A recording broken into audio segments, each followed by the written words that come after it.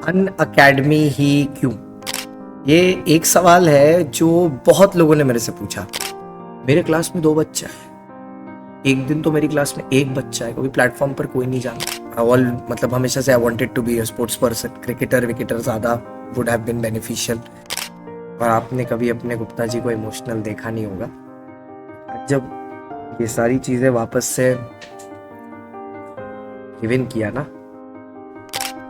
अगर उन्होंने उस समय मेरा हाथ नहीं पकड़ा होता था तो आज सीएसजी नहीं होता। आज सीएसजी सिर्फ इसलिए है क्योंकि उस दिन अनअकैडमी ने बोला था कि हमें ये चाहिए।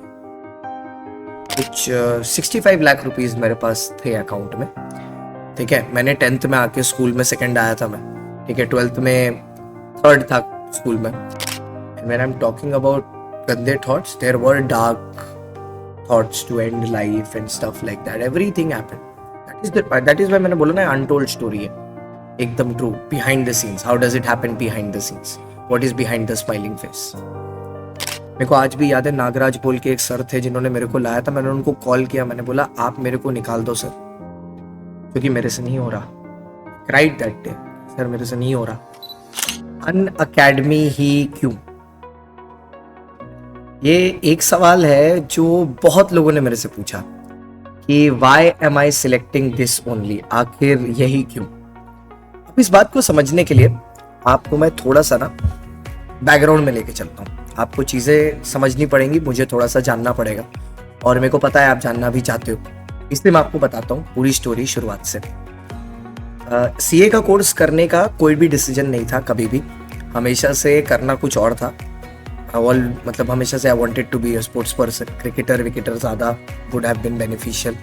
करना वही था जैसे हर एक टीनेजर का लगभग सपना होता है, सेम ऑलमोस्ट था। बट पढ़ाई में बहुत ही ज़्यादा पुअर होने के कारण, जैसे आपको पता है इंडिया में थोड़ा सा माइंडसेट अलग होता है पेरेंट्स का। They prefer education over any type of sport. Initial years में करवाते हैं स्पोर्ट्स, ऐसा नहीं बोल रहा, बट थोड़ा पढ़ाई की तरफ ज़्यादा झुकाव रहता है। कोई ना कोई बच्चा रिलेट कर पा रहा होगा, नीचे कमेंट ज़रूर करके बता देना सर, अपना भी सेम है। तो ऐसे करके शुरुआत हुई। अब वहाँ से जब स्पेशली जब क्लास 6 में था, that was the biggest turn around in my life, क्योंकि वहाँ पर जो आपके जो सब्जेक्ट्स होते हैं जैसे physics chemistry bio and all these things, इन सब में फेल हुआ था। फर्स्ट अटेम्प्ट था, फर्स्ट टर्म था, सब में फेल हुआ था। मतलब सब में, मॉरल साइंस में पास हो गया था, भगवान जाने कौन से मॉरल्स थे, बट उसी में फेल। मतलब और फिर पिताजी ने एक लाइन कही थी कि गुड फॉर नथिंग है, कुछ खास हो नहीं पाएगा या आगे कुछ कर नहीं पाएगा। और हमारे जैसे बनियों में तो रहता ही है कि बिजनेस ही आगे करना चाहिए, और नहीं हो रहा कुछ बच्चे से तो दुकान पे बैठा दो। तो यही इंटेंशन था कि बैठाना दुकान पे ही चाहते थे। मैं हमेशा बोलता हूँ मेरी पूरी ज़िंदगी में सबसे बड़ा रोल हमारी मम्मी का है, सबसे ज़्यादा। अगर वो नहीं होती तो मैं नहीं होता, ऐसे वाला हिसाब है। तो उन्होंने क्या किया, उन्होंने उस समय प्रॉब्लम समझने की कोशिश की, ऐसा हो क्यों रहा था। मैंने बताया कि प्रॉब्लम ये है कि इतनी सारी चीज़ें नई नई आ गई हैं और मेरे को समझ ही में नहीं आ रहा कैसे पढूं, क्या होता है फिजिक्स केमिस्ट्री बायोलॉजी। स्कूल में भी टीचर ढंग से नहीं पढ़ाते, समझ में ही नहीं आता क्या हो रहा है, ठीक है। और जब कुछ समझ में ही नहीं आ रहा, रीज़न ही नहीं समझ में आ रहा कोई चीज़ क्यों हो रही है, तो फिर कैसे पढ़ूँ उसको। उन्होंने उस टाइम एक टीचर से मिलवाया मेरे को, ठीक है। उन्होंने मेरे को पढ़ाना शुरू किया। एंड ट्रस्ट मी, जितनी पूरी जर्नी रही है, ठीक है। मैंने 10th में आके स्कूल में सेकंड आया था मैं, ठीक है। 12th में 3rd था स्कूल में। ये जो पूरी जर्नी रही है ना, इसमें मैंने ये चीज़ सीखी है कि उनका जो रोल था मेरी लाइफ में, वो एक गाइडिंग फोर्स होता है ना, जहाँ से चीज़ें शुरू होती हैं, सही चीज़ें शुरू होती हैं ज़िंदगी में होना।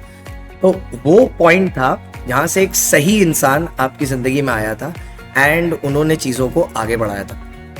अब इसी दौरान 12th में जाते जाते जब मैंने 12th क्लियर करी, उस टाइम मैं बहुत ही ज़्यादा ओवरवेट हमेशा से रहा हूँ, ठीक है। तो जैसे हम लोग बोलते हैं ना, खाते पीते घर का था, तो ऐसे खाते पीते घर का रहा हूँ। तो उसी दौरान मतलब जैसे सबकी ज़िंदगी में होता है ना कोई स्पेशल समवन आने का, तो ऐसे हम लोग नए घर में शिफ्ट हुए, तो ऐसा कोई स्पेशल समवन आया।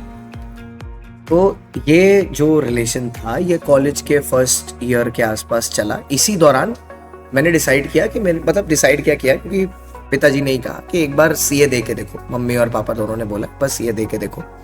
और तब मैंने सीपीटी का फॉर्म भरा, साथ में सीएस का भी भरा, ठीक है। और दोनों को एक बार में क्लियर किया। बट अभी भी क्या था ना कि वो जैसे लड़कों का होता नहीं है कि एक चीज़ की तरफ, एक इंसान की तरफ अफेक्शन हो जाता है तो फिर वहीं पर दिमाग लगा रहता है। फिर क्या हुआ, फिर ज़िंदगी का एक पहलू आया, टाइम आया जब उस पर्टिकुलर इंसान ने ऐसा फील कराया कि आपकी कोई वैल्यू नहीं है, क्योंकि ना तो आप दिखते अच्छे हो, ठीक है, ना कोई क्रेडेंशियल्स है। तो एक सेटबैक हुआ कि कोई इतना आपके चेहरे पर कैसे बदल सकता है या आपके सामने कैसे बदल सकता है। अपने आप को ज़मीन से उठाया, उससे बहुत सेटबैक हो गया था, मतलब in the sense almost clinical depression वाला स्थिति आ चुका था, ठीक है। तो फिर वहाँ से अपने आप को पिकअप किया, वहाँ से जर्नी वापस से ऑन ट्रैक लेके आए, कैसे जिम जाना शुरू किया, बॉडी वॉडी बनाई, थोड़ा कॉन्फिडेंस आया। It's always if you look good confidence आता ही है। वहाँ से शुरू हुआ। सीए की पूरी जर्नी बहुत ही फैंटाबुलस थी, बहुत स्ट्रगल था, मैं मानता हूँ ये चीज़ सबके में रहता है।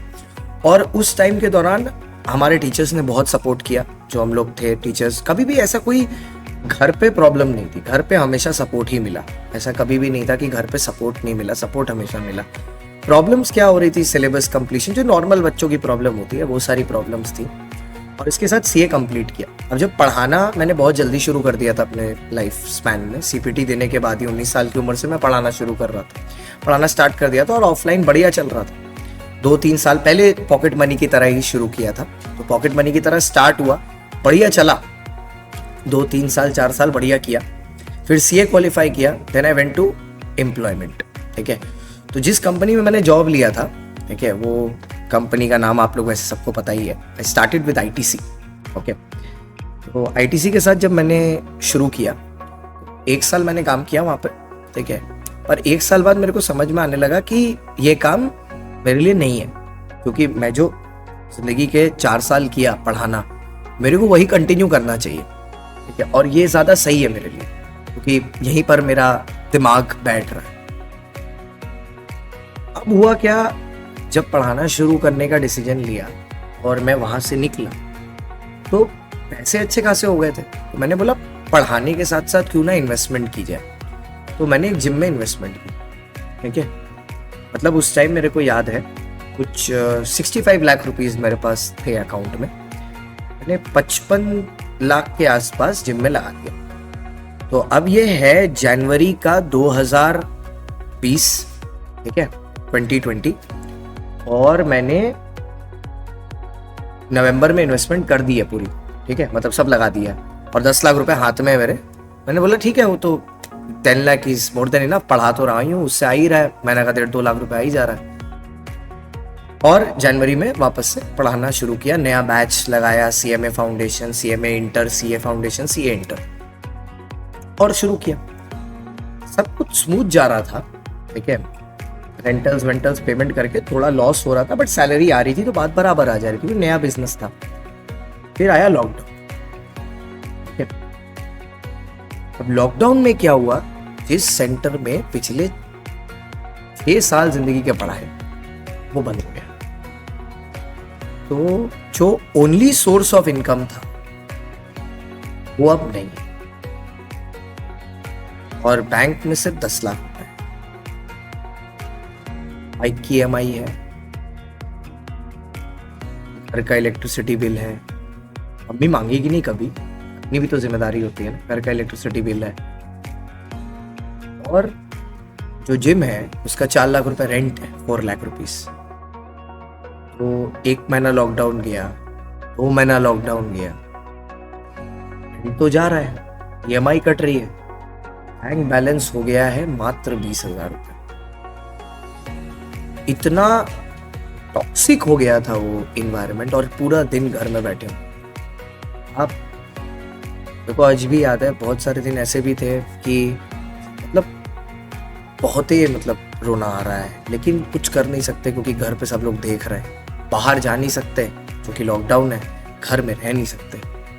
भी बहुत दिन ऐसे याद हैं, बहुत रातें ऐसी याद हैं कि तकिया में मुंह रख के रोए हैं कि कोई सुन ना ले या कोई गलत ना सोच ले, क्योंकि वैसे भी हम लोग लड़के हैं, हम रो नहीं सकते। सबसे बड़ी बात यही है, we can't cry, we have to be always strong, very strong. हमें फैमिली सपोर्ट करनी होती है, हमें बचपन से प्रेशर है फैमिली की सपोर्ट करनी। एक जब लास्ट इंस्टॉलमेंट मतलब लास्ट रेंट पेमेंट किया, it was somewhere in the month as far as I remember सितंबर। और भाई अब अगला महीना पेमेंट करने का रेंट कैपेसिटी नहीं, बिल्कुल नहीं, क्योंकि इनकम ही नहीं है ना, कहाँ से करेंगे। उस समय एक यूट्यूब चैनल शुरू किया, टैक्स की दुनिया। इसलिए नहीं शुरू किया था कि पैसा वैसा कमाना था, तो पता भी नहीं था कि यूट्यूब से पैसा आता है। इसलिए शुरू किया था क्योंकि कुछ करना था, वरना खाली बैठे बैठे ना बहुत सारे गंदे गंदे थॉट्स आने लगे थे दिमाग में। When I'm talking about गंदे thoughts, there were dark thoughts to end life and stuff like that. Everything happened. That is why मैंने बोला ना untold story है, एकदम true. Behind the scenes, how does it happen behind the scenes? What is behind the smiling face? But मेरे साथ एक चीज़ है और मैं इसके लिए हमेशा थैंकफुल हूँ ज़रूर। मैं ही बोलता हूँ कि मम्मी पापा का लक मेरे को मिला है।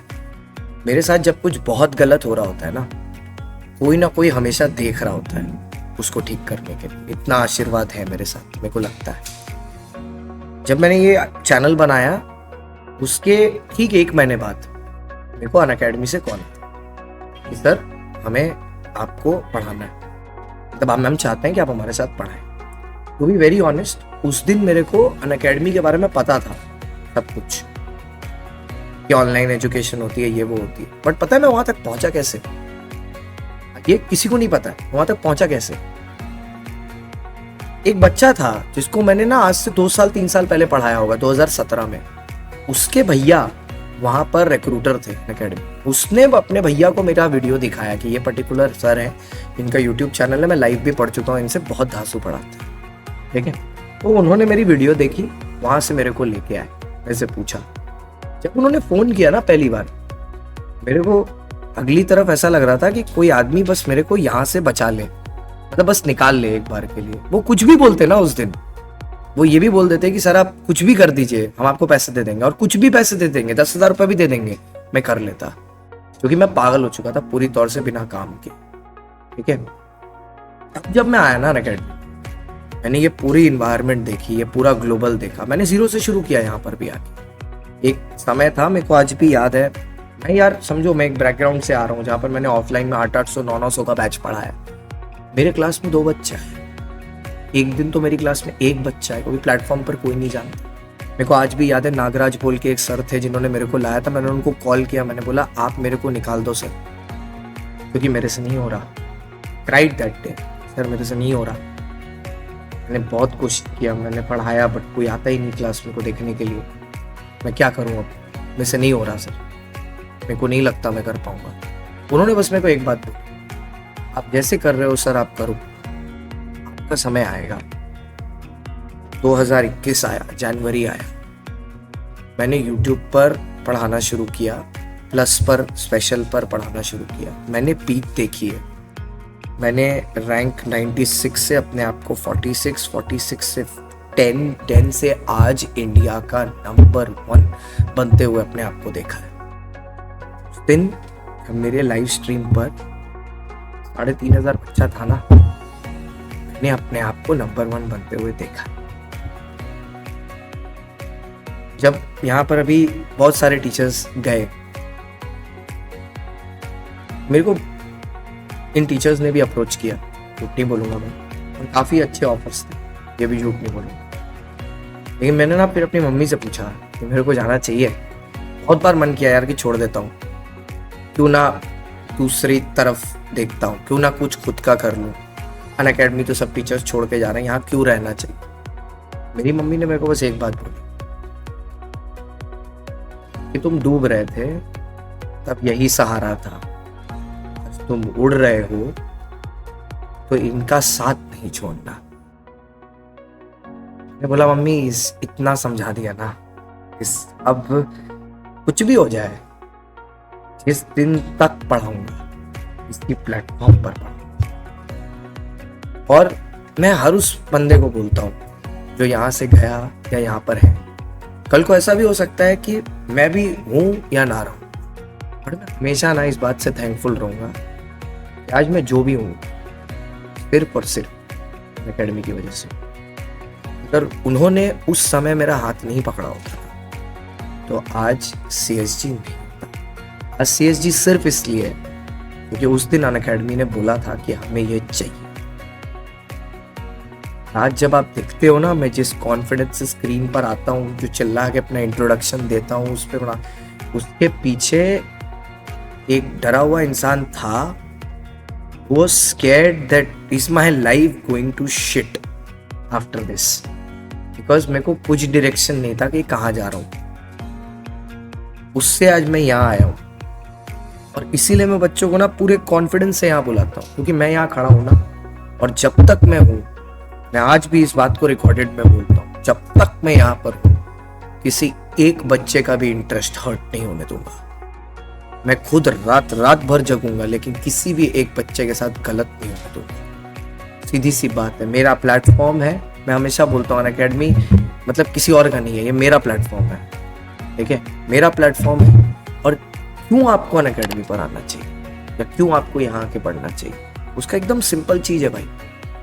कंटेंट हमारा है वो अनमैच्ड है। आपको कोई व्यूज पे रिस्ट्रिक्शन नहीं है। पढ़ाई पर कौन रिस्ट्रिक्शन लगाता है? ये क्या है सब फालतू 1.5 व्यूज 2 व्यूज, ये क्या है? पढ़ाई, आप कोई बच्चा कोई टीचर से पढ़ना चाहता है, आप उसको व्यूज के लिए रोक दोगे? कोई व्यूज रिस्ट्रिक्शन नहीं है।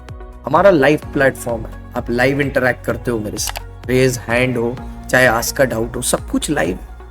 और रिजल्ट्स वो इसी वजह से हैं क्योंकि हम हैं वन स्टॉप सोल्यूशन। मैंने आपको यहाँ बैठे बैठे 4 यूज बता दिया कि आपको क्यों अनअकैडमी आना चाहिए। हमारे पास हर वो चीज है जो आपको इस प्लेटफॉर्म के लिए या इस कोर्स के लिए चाहिए। मोस्ट ऑफ ऑल लास्ट चीज के साथ कंटिन्यू करके, मतलब एक लास्ट चीज के साथ कंक्लूड करूंगा। मैं कल भी था, मैं आज भी हूं, और मैं कल भी रहूंगा। जब तक ये प्लेटफॉर्म चाहेगा तब तक मैं। जिस दिन वो बोलेंगे कि नहीं, उस दिन मैंने बस ये वीडियो सिर्फ इसलिए बनाया था आपको पता चले कि everything that you see right in front of you बहुत अच्छी सी, के पीछे क्या एक्चुअल में स्टोरी है। और आपने कभी अपने गुप्ता जी को इमोशनल देखा नहीं होगा। जब ये सारी चीजें वापस से गिवन किया ना,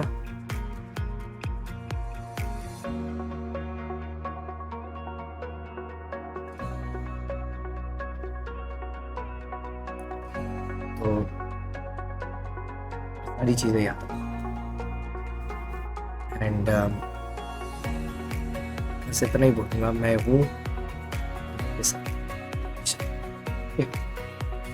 लास्ट में बस वही, आपका दोस्त, आपका होस्ट, आपका educator CS Shantanu Gupta, India's number 1 educator for now. Thank you so much.